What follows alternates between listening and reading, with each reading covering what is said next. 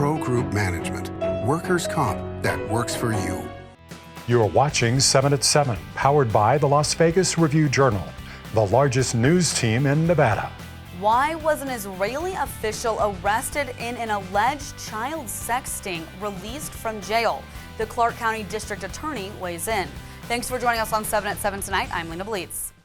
We begin with top stories after an Israeli official arrested in an alleged child sexting case was released. Nevada's U.S. attorney criticized Clark County DA Steve Wolfson.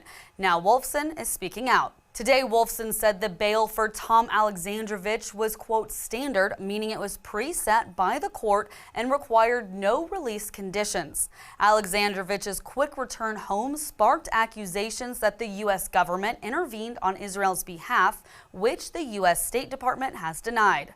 38-year-old Alexandrovich posted a $10,000 bail on August 7th, a day after his arrest, and was released without appearing before a judge.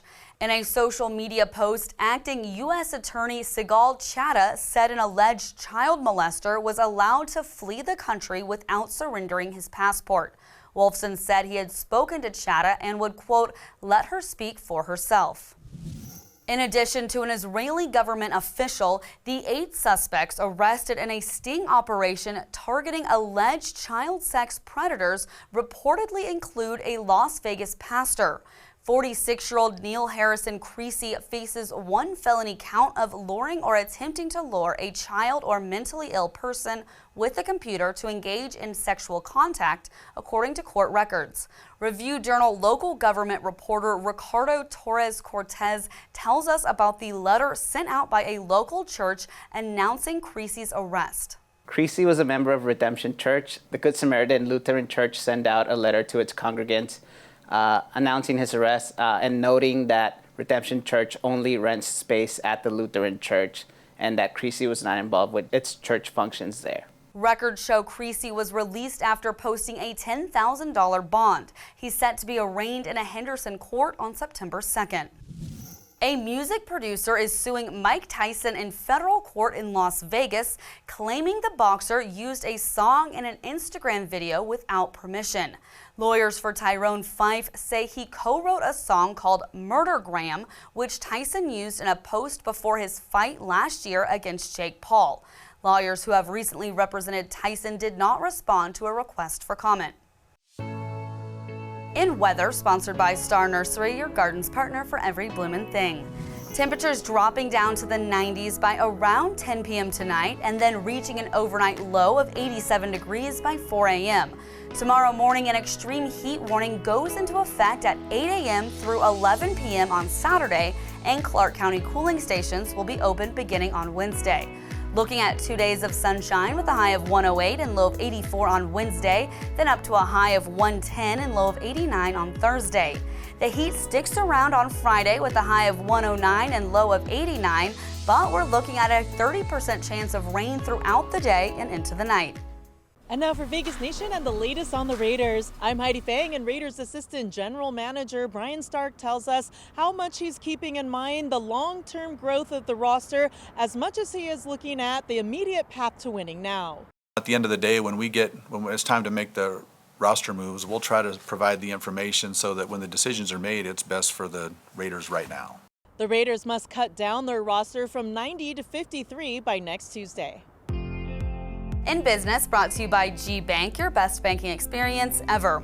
Air Canada says it will gradually restart operations, including flights to and from Vegas, after reaching an agreement with the union for flight attendants to end a strike. The union says the agreement will guarantee members pay for work performed while the planes are on the ground, resolving one of the major issues in the dispute. Canada's largest airline says flights will start resuming this evening. Air Canada has 4 scheduled daily flights out of Harry Reid International Airport to 3 destinations. Sports brought to you by Station Casinos, STN Sports. Download the app today. All eyes will be on UNLV football come August 23rd when they host Idaho State in their home opener at Allegiant Stadium. Along with new head coach Dan Mullen, new faces will look to prove themselves, including defensive back Jake Pope, who gives his outlook on how the defense needs to execute once they step on the field. As a secondary, it starts and ends with us. And, it's really important to be on our A game every single game, not just this one. They got some really good players, a great quarterback, and I'm really excited to see the competition out there. Pope spent time at Georgia and Alabama before transferring to play for the Rebels. In Health, brought to you by Centerwell Senior Primary Care. Discover primary care focused on you. A nonprofit hospital chain spins big on Las Vegas real estate. Property records show Intermountain Health has spent more than $100 million on real estate in the past several years. Review Journal business reporter Eli Siegel explains what the hospital system has planned. Intermountain Health has been very busy in Las Vegas over the past several years.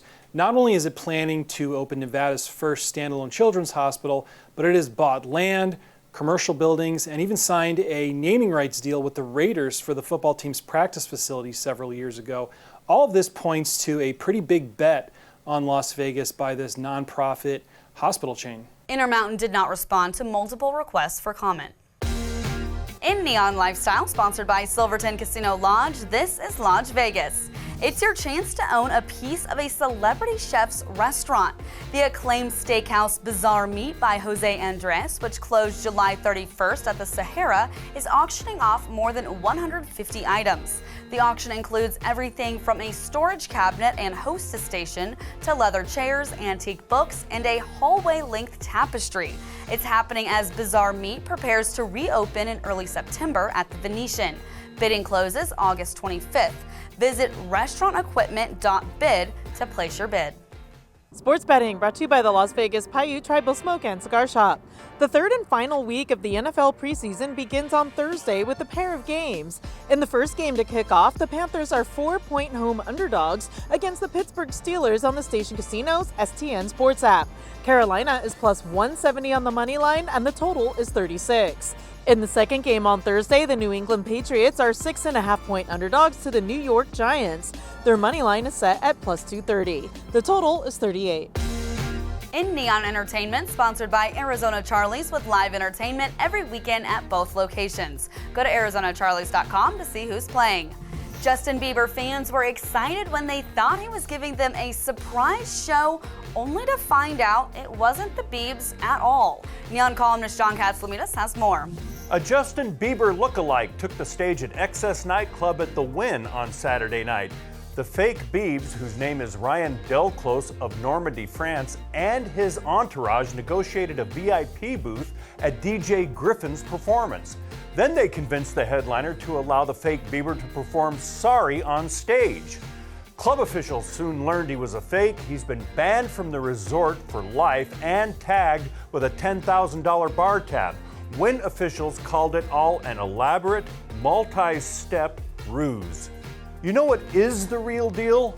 Go Guide, the free entertainment calendar at neon.lvrj.com. Check us out for more than 1,000 shows and events. Like Las Vegas, it's open 24/7. Thanks for watching 7 at 7 tonight. Watch 7 at 7 twice a day, Monday through Friday, and search Review Journal to follow us on your favorite streaming platform. See you tomorrow morning for more 7 at 7. Review Journal Studio, sponsored by Knockby Injury Law.